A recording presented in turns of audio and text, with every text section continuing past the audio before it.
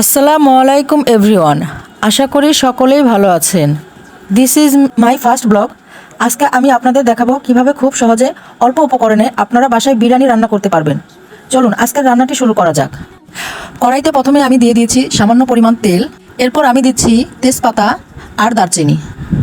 তারপরে আমি দিচ্ছি সামান্য পরিমাণে পেঁয়াজ কুচি আর একটু কাঁচামরিচ কুচি। এটা আমি আস্তে আস্তে নাড়বো। একটু ভাজা হলেই আমি দিয়ে দিব লবণ। লবণের পরে আমি দিয়ে দিচ্ছি আদা রসুনের পেস্ট। পাশেই আমি মাংসগুলো ধুয়ে রেখে দিয়েছি। এখন দিয়ে দিব আমি বিরিয়ানির মশলা আর সামান্য পরিমাণের ফুড কালার। মশলাগুলো আমি নাড়াচাড়া করে কষিয়ে নিব। এরপরে আমি দিয়ে দিব মাংস আর মশলা আমি একসাথে মিক্সড করে নিব। মিক্সড করে আমি একটু ভাজা ভাজা করার পর দিয়ে দিব সামান্য পরিমাণ পানি। এখানে জালটা আমি রেখে দিয়েছি মিডিয়াম তাপে। এখন আমি বানিয়ে নিব টক দই।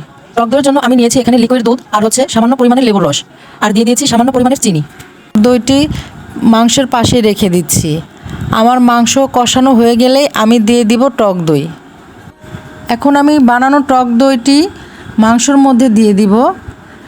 তারপরে আমি আরেকটু পানি দিয়ে দিব। এ পর্যায়ে আমি মাংস আরেকটু কষিয়ে নিয়ে তারপরে আমি পোলার চাল দিয়ে দিব। এখন আমি মাংস কষানো হতে হতে আমি আমার পোলার চালটি ধুয়ে রেডি করে নিব। চালগুলো আমি এবার ভালো করে দিয়েছি। মাংস কষানোর পর আমি ঝরানো চালগুলো মাংসের মধ্যে দিয়ে দিয়েছি আর দিয়ে দিয়েছি আমি পরিমাণ মতো পানি। এখানে আমি পোলার চাল দিয়েছি 3 পোয়ার মতো, আর আমি পানি দিয়েছি তার